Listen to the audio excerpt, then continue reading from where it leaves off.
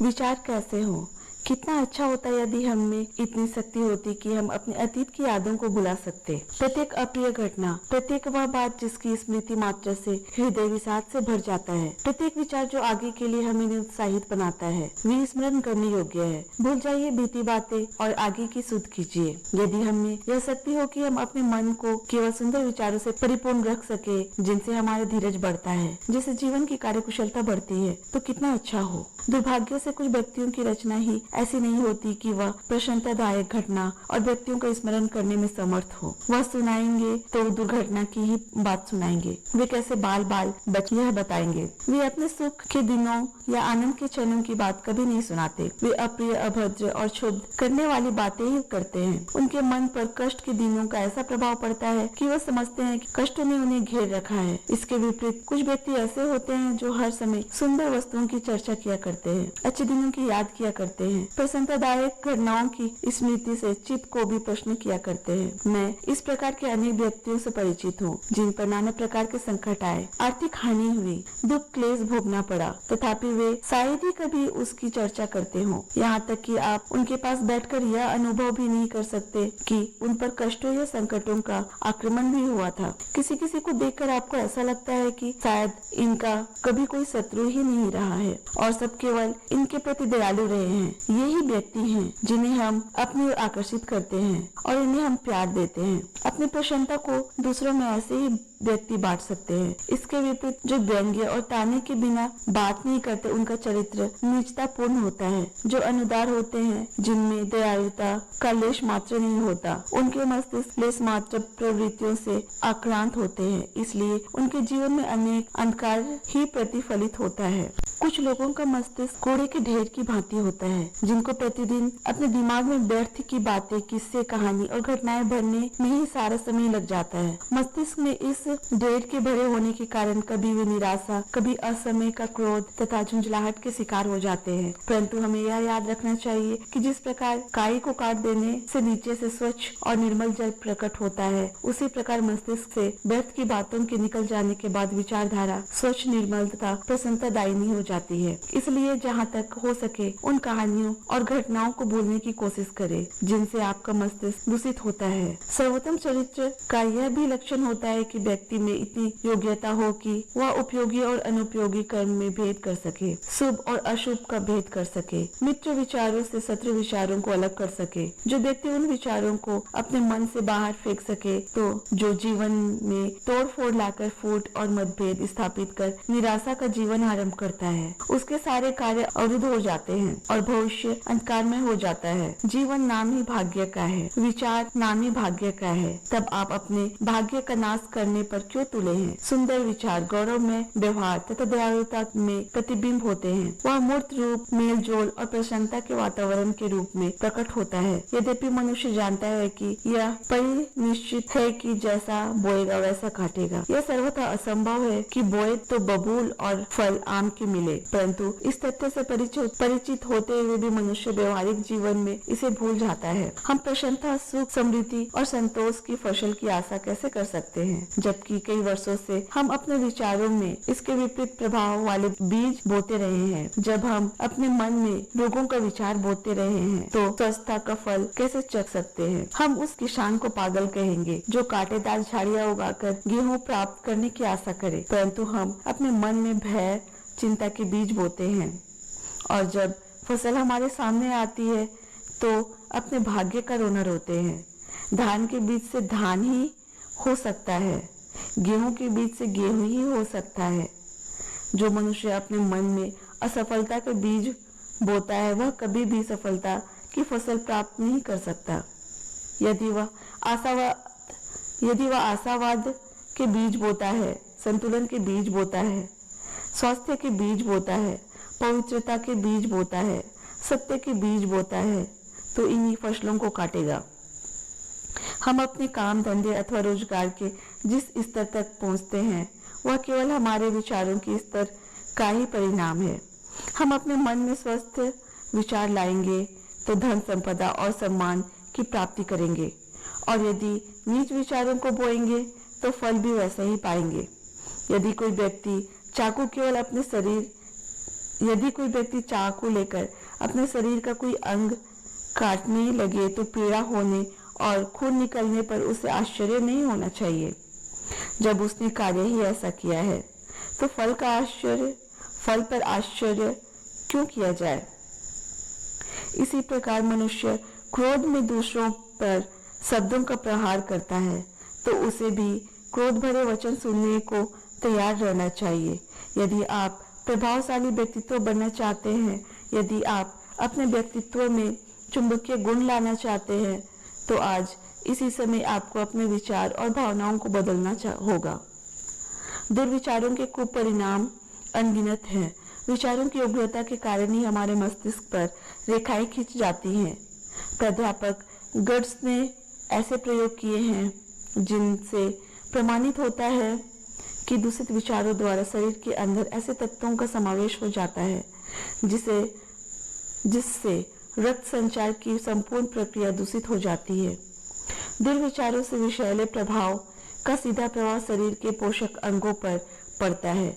जैसे ही मन में कोई विचार आता है, उसी समय शरीर के रासायनिक योगों पर बुरा प्रभाव पड़ता है। अतएव बुरे विचार हमारे शरीर को दुर्बल और क्षीण बना देते हैं।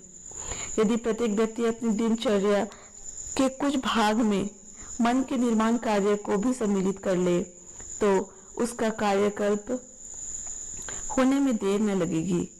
मन के निर्माण का एक सरल तरीका है कि आनंदपूर्ण विचारों का निरंतर अभ्यास करें।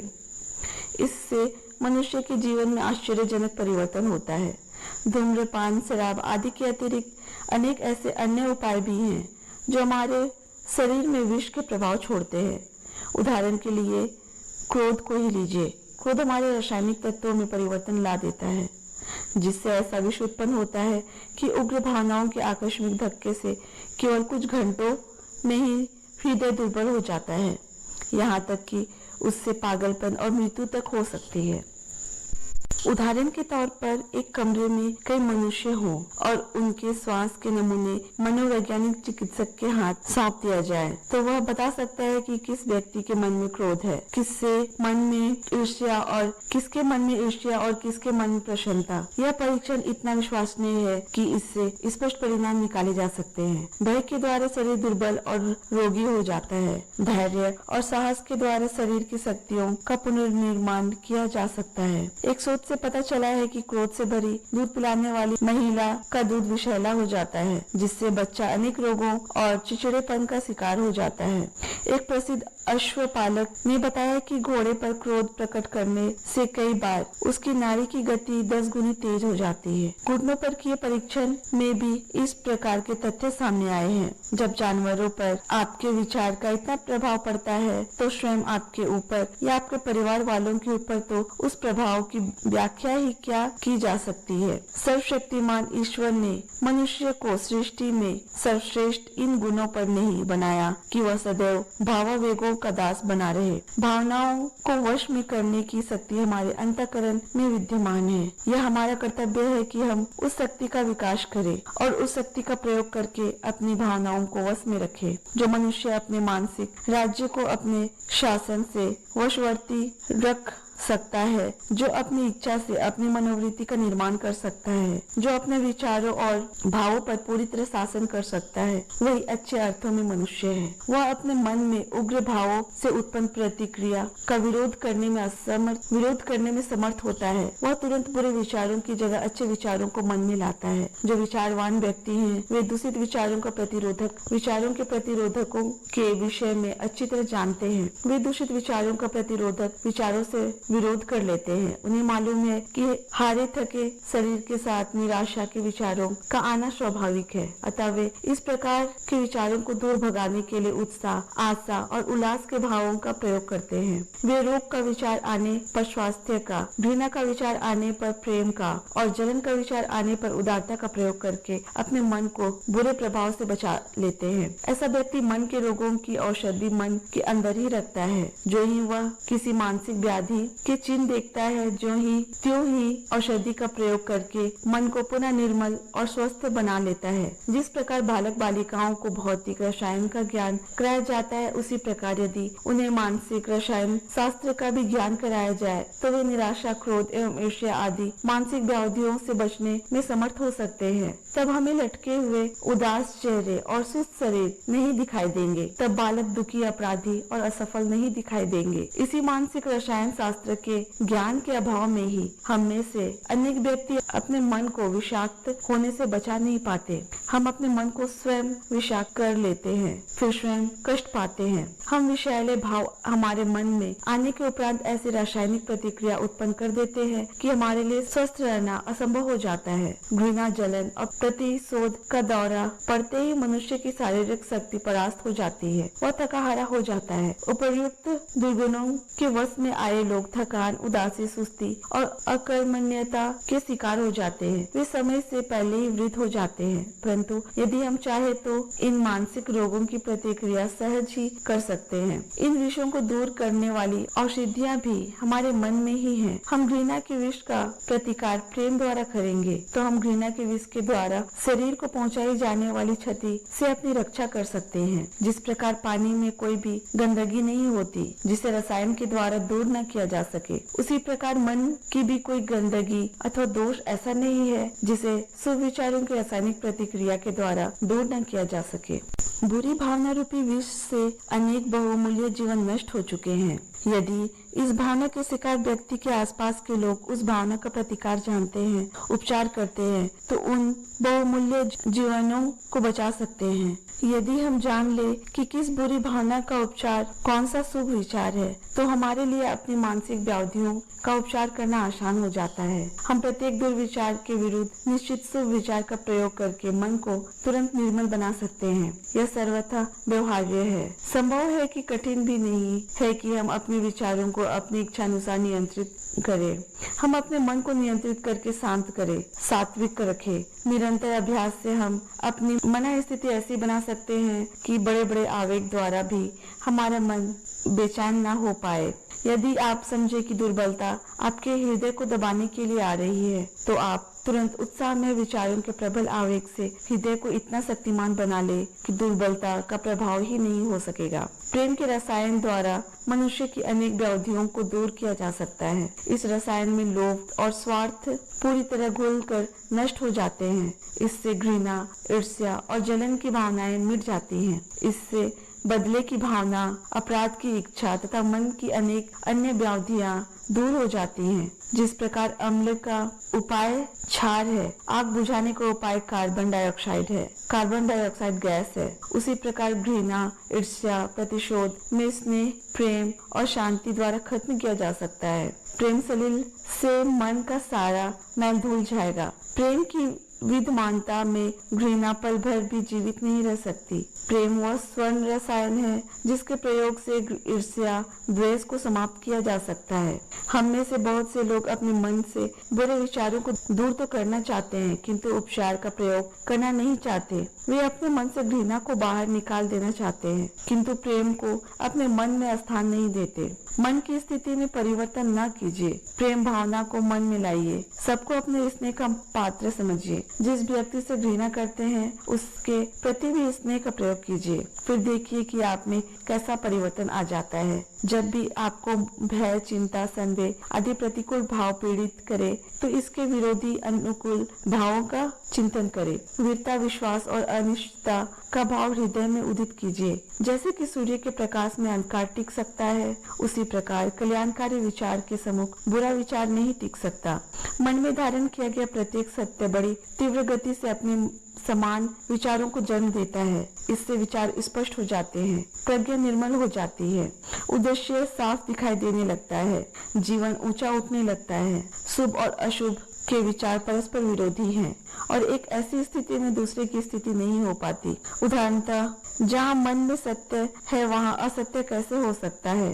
ऐसे भी लोग दिखते हैं जिनका चरित्र इतना उत्तम है कि अत्यंत कठिन परिस्थिति में भी वे अपने मन को तरोताजा बनाने की कला जानते हैं। वे जानते हैं कि मानसिक बिंबों का मन की स्वस्थता से गहरा संबंध है, अतः उन्होंने मन के शत्रु विचारों और मित्र विचारों को भली प्रकार से समझ लिया है। अब जब कभी शत्रु विचारों का आक्रमण होता है, तब वह अपने मित्र विचारों को सचेत करके उनका प्रतिरोध कर लेते हैं। इस प्रक्रिया में उनकी स्थिति शांत और प्रफुल्लित बनी रहती है। जो ही निराशा और निरुत्साह का बिंब दिखाई पड़ा, त्यों ही वे अपने मन में सुंदर, प्रसन्नचित, उत्साह में बिंब साकार कर लेते हैं।